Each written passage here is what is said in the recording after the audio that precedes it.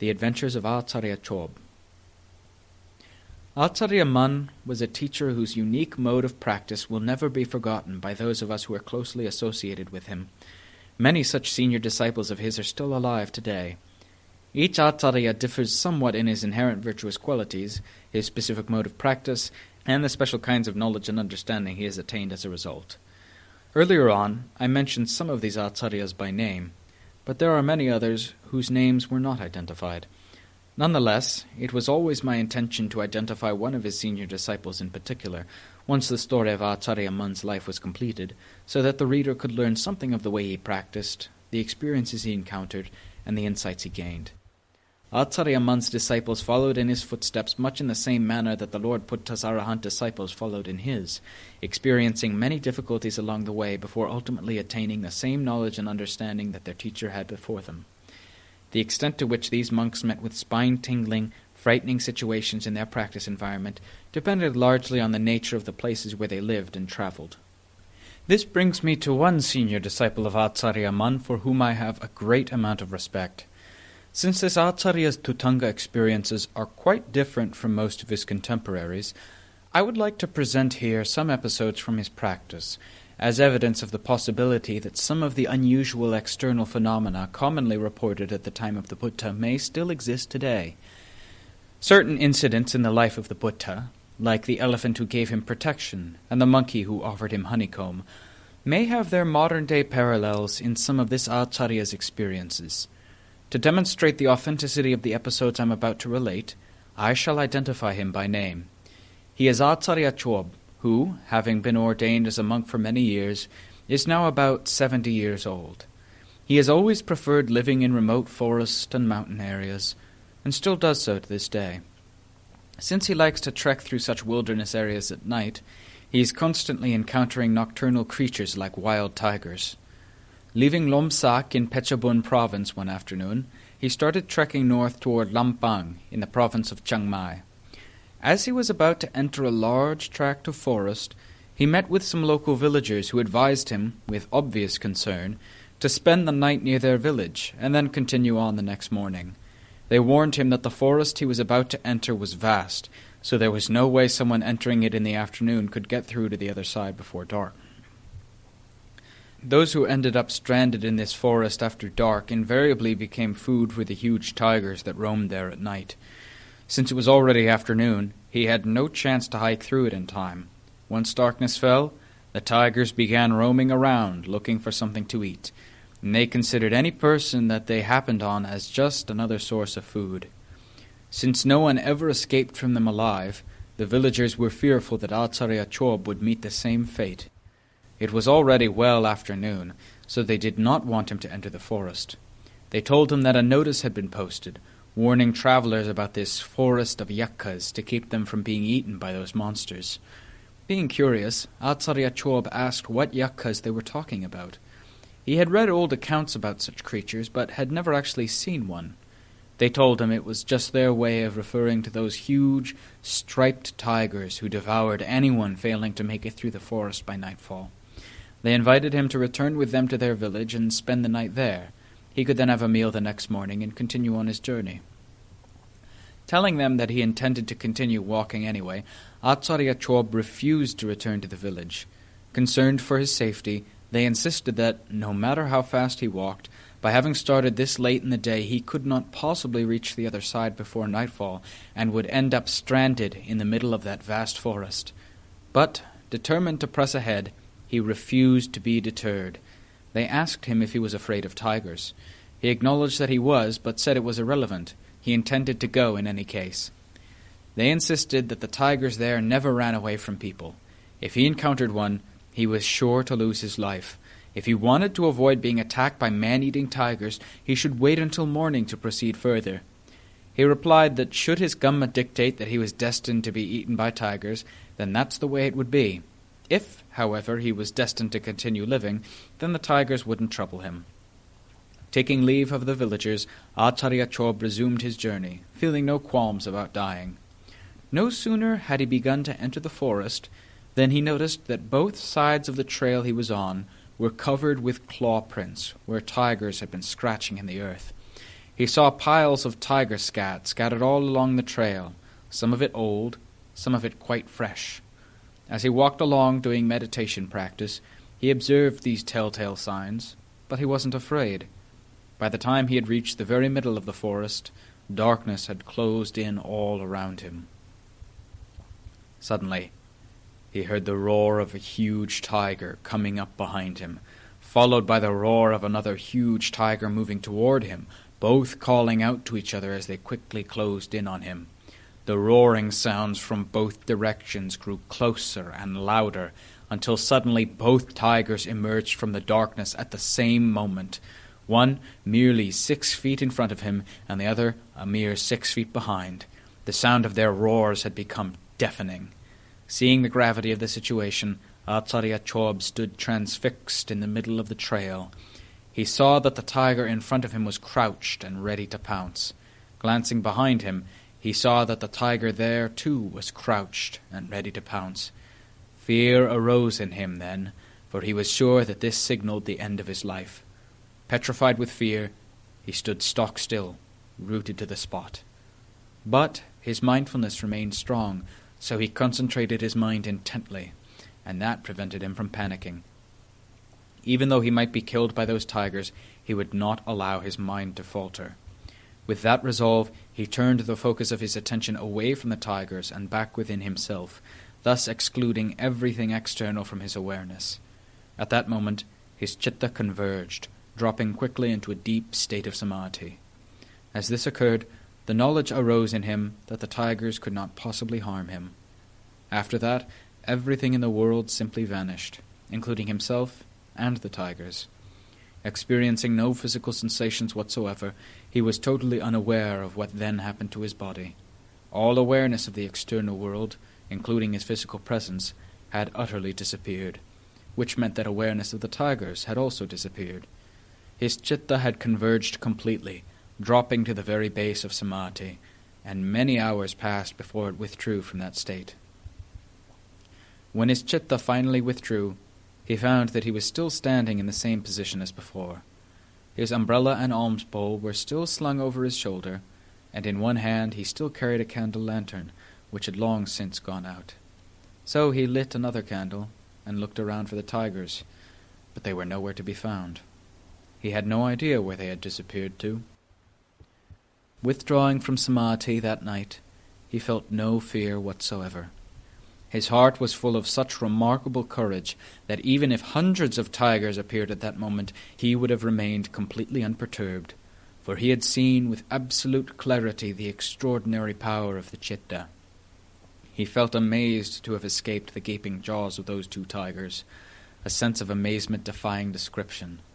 Standing there alone in the forest, Acariya Chob was suddenly overcome by a feeling of compassionate affection for the 2 tigers. In his mind, they became friends who, having provided him with a lesson in Dhamma, then miraculously disappeared. He no longer feared them. In fact, he actually missed them.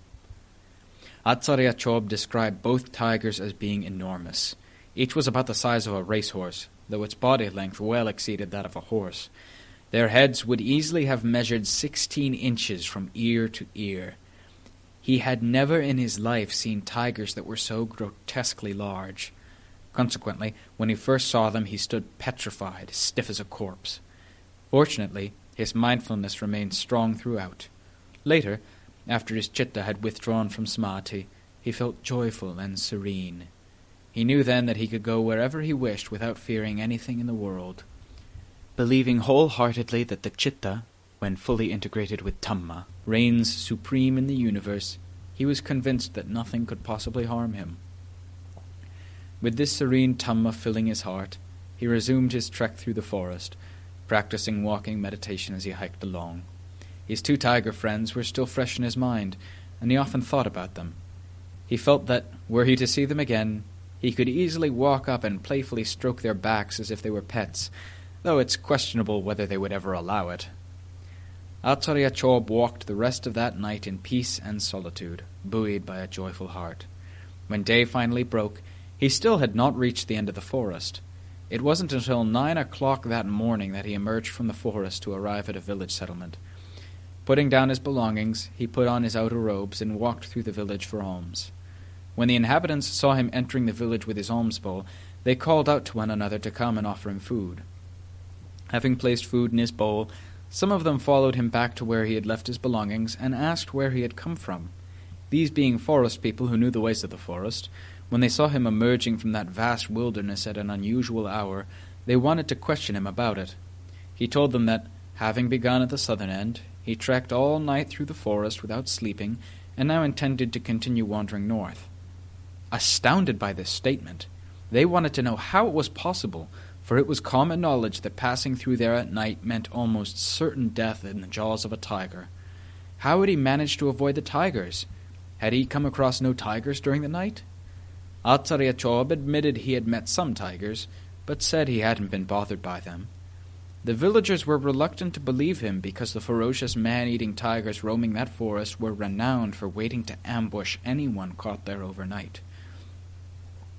Only after he had explained the actual circumstances of his encounter with the tigers did they finally believe him, realizing that his miraculous powers were a special case and not applicable to ordinary people. Whether it is the spiritual path of the heart or the physical path through the forest, ignorance of the path we are on, the distances that must be traveled, and the potential dangers along the way are all obstacles to our progress, so we must depend on a knowledgeable guide to ensure our safety. We, who are journeying along the path towards safe, happy, prosperous circumstances now and in the future, should always keep this in mind. Just because we've always thought and acted in a certain way, we must not carelessly assume that it is necessarily the right way. In truth, our habitual ways of thinking and acting usually tend to be mistaken, continually leading most of us down the wrong path. During his life as a Dhutanga monk, Acariya Chob had many close encounters with wild animals. Once, while wandering through Burma, he stopped to do his practice in a cave frequented by tigers. Although these huge beasts roamed freely through the area while he lived there, they never harmed him, so he never dreamed that one would actually come looking for him. But then, one afternoon at about 5 o'clock, as he was getting up from his meditation, his eyes glanced up to the mouth of the cave to see a huge, striped tiger approaching the entrance. It was an enormous animal and very frightening looking, but Acariya Chob remained unperturbed, probably because he was so accustomed to seeing these creatures wherever he went. Peering into the cave, the tiger spied him just as he was looking up at it. Instead of showing alarm at the sight of him, or roaring out in a terrifying manner, it just stood there passively, as though it were a house pet. It showed no signs of fear and made no threatening gestures. Looking casually about, the tiger leapt onto a large, flat rock at the entrance to the cave, about 18 feet from where Acariya Chob stood. Sitting nonchalantly, licking its paws, it seemed uninterested in him, though it knew perfectly well that he was in the cave. It sat there calmly with the air of a pet dog sitting in front of the house. Growing tired, it flopped down, stretched out its legs, and lay there comfortably, just like a pet dog, continuing to lick itself as though feeling right at home. Since Acariya Chob's meditation track was right in front of the cave, he didn't dare go out and walk there. The proximity of the huge tiger made him feel a bit nervous. His uneasiness was compounded by the fact that he had never before seen a wild tiger behave like a household pet in this way. So he continued his sitting meditation on a small bamboo platform inside the cave, though with no sense of fear that the tiger might try to harm him there. Once in a long while, it casually glanced at him in the nonchalant manner of an old friend, while lying contentedly with no evident intention of moving. Acariya Chob expected it to eventually wander off, but it showed no interest in going anywhere.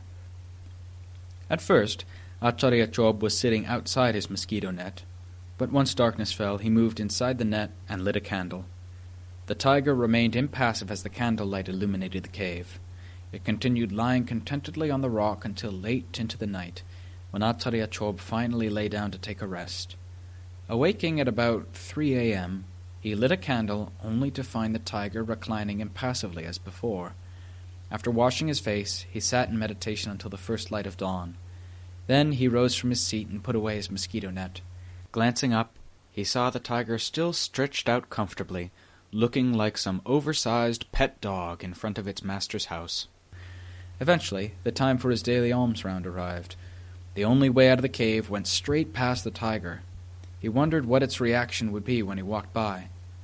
As he put on his robes, he noticed the tiger looking at him with soft, gentle eyes, like a dog looking wistfully at its master. Since he had no other alternative, he would have to pass within several feet of it on his way out. When he was ready, he approached the mouth of the cave and began speaking to the tiger. "It's now time for my morning alms round. Like all other creatures in this world, I am hungry and need to fill my stomach. If it's okay with you, I'll go out and get some food. Please be kind enough to let me pass by. If you want to stay on here, that's fine with me. Or if you prefer to go off searching for something to eat, that's all right too." The tiger lay there listening to him with its head cocked like a dog listening to the voice of its master. As Acariya Chob walked past, it watched him with a soft, gentle gaze, as if to say, "Go ahead. There's no need to be afraid. I've only come here to protect you from danger." Acariya Chob walked down to the local village for his alms round, but he didn't tell anyone about the tiger for fear they might try to kill it. Returning to the cave, he looked at the place where the tiger had been, but there was no longer any sign of it. He had no idea where it had gone. During the remainder of his stay in that cave, it never came to visit him again. Acariya Chob suspected that the tiger was no ordinary forest creature, but rather a creation of the Devas, which is why it appeared so tame and non-threatening the entire time it was with him. He felt a lot of affection for it, and so missed its presence for many days thereafter. He thought it might return from time to time to see him, but it never did. Although he heard the sounds of tigers roaring every night, he couldn't tell whether his friend was among them. In any case, the whole forest was teeming with tigers.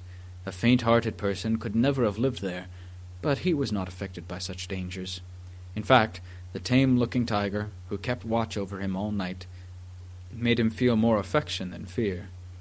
Acariya Chob said that experience increased his belief in Dhamma in quite a special way.